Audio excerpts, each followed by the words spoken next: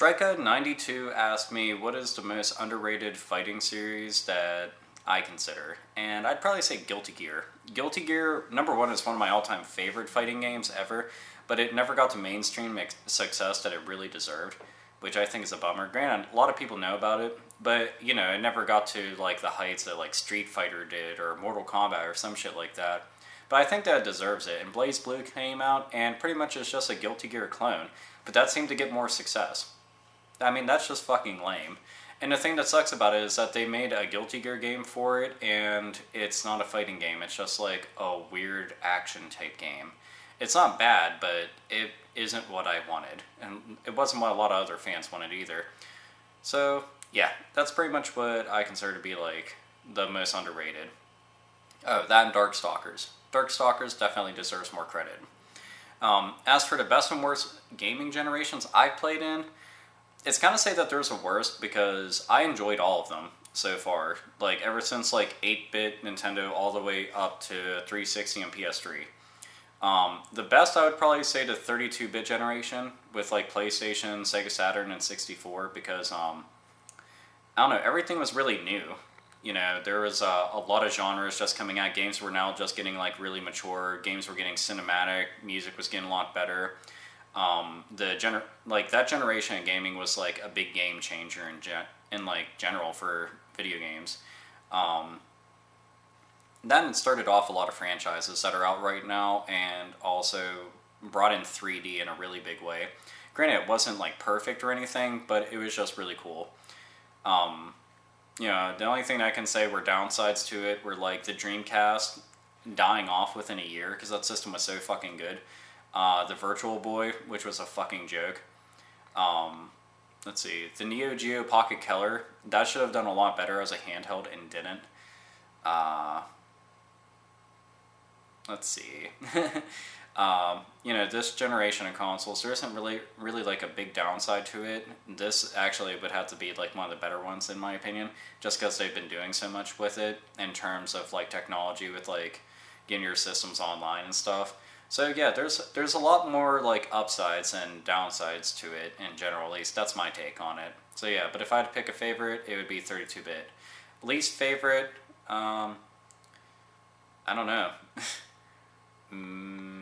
Yeah, I don't have least favorite. I just don't. I'm too much of a fucking nerd to have a least favorite because I enjoyed them a bunch. JD Onua79 asked me, what do I think of Classic Gaming Room?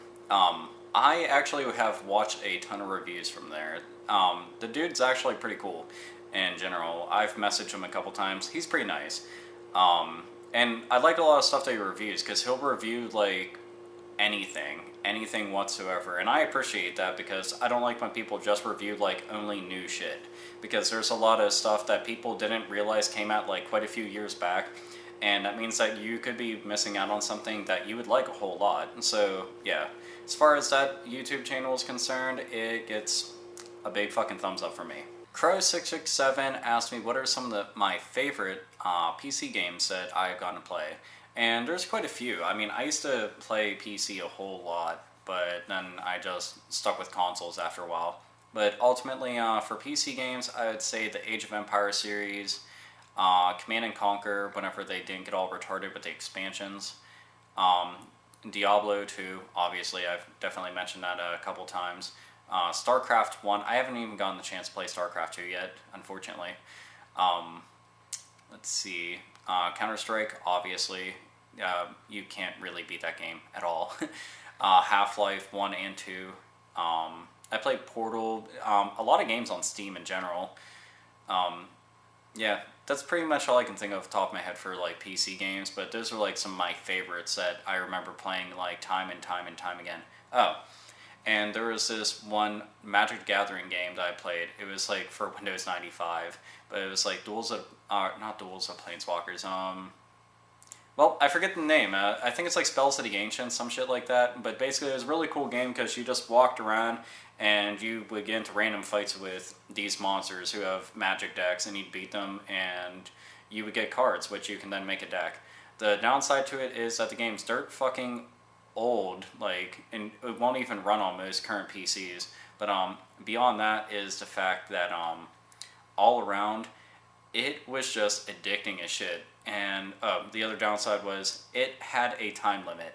I fucking hate time limits so much. They just ruin good games. But yeah, other than that, those are some of my favorites of all time. The Borman asked me quite a few questions, so I'm going to try to knock these out all one at a time.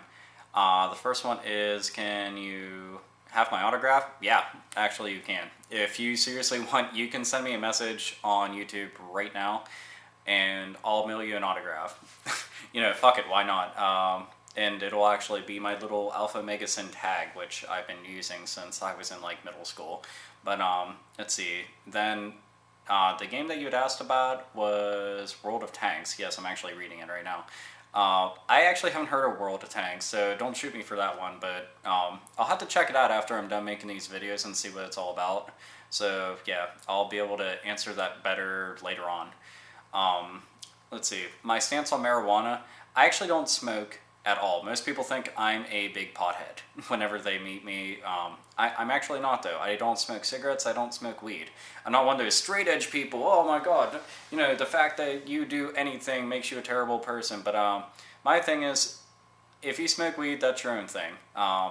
Lots of people I know are major potheads, so I'm used to it. So, yeah, I don't think weed is bad. I think cigarettes are way worse, to be honest, because those will kill you a hell of a lot faster than weed will, but, yeah, that's just my take. As for World of Warcraft, I did play World of Warcraft a couple years back. I played it, like, all the time, but then ultimately I got sick of paying each month to be able to play, so I said fuck it, and I stopped playing. That had ate up too much of my console gaming time, so I was buying games and not playing them, because I was too busy leveling up my character. So the thing is, if I were to get back in a game, I'd have to have like a lot of my personal friends to be online with me playing for me to like keep any consistent interest in it. And then your last question was, you got a DS Lite and some games for $40. Yeah, that's a good deal. Like getting a DS Lite for $40 is actually a good deal, so long as it isn't broken and the screen isn't all fucked up. Because that's one of the problems, is that the bottom screen, people just like, they take their stylus and they just dig that fucker in there as if like they're trying to chisel in their fucking like little movements and shit. I'm like, dude, chill the fuck out. It's a touchscreen. You can just tap it. Just tap, tap, tap. Just tap, tap, tap it on. But yeah, that deal, yeah, I would go for it, definitely. Kilo 9000 asked me if I like the Halo series, and I do. I actually like the Halo series quite a bit. The thing is, I'm not one of those like Halo fanatics. Like, I actually enjoy it because the one-player mode is usually pretty good, and that's something that surprised me, because most first-person shooters, their one-player mode is just fucking boring. Like, really boring. You're just like, I don't give a shit what's happening. Blah, blah, blah, blah, blah, blah. You know, just mashing a button so you can get through it, and then you can start shooting all the enemies again. But that actually did a pretty good job. The online has always been the major thing. I still think that Halo 2 is probably the best out of the series. From my own personal experience, I like that one the best. I'm kind of bummed out that they got rid of it in general. Like, I think that they should have kept it on 360 for people to keep playing, because a lot of people like it. I still haven't gotten to play Halo Reach, sadly. I will get around to it as soon as I can. It's just like the holiday season, they have like a fucking like monster amount of games coming out. So then you have to like pick and choose which ones you're going to play. But yeah, it is on my to-do list. So for the Halo series, yeah, it's awesome shit.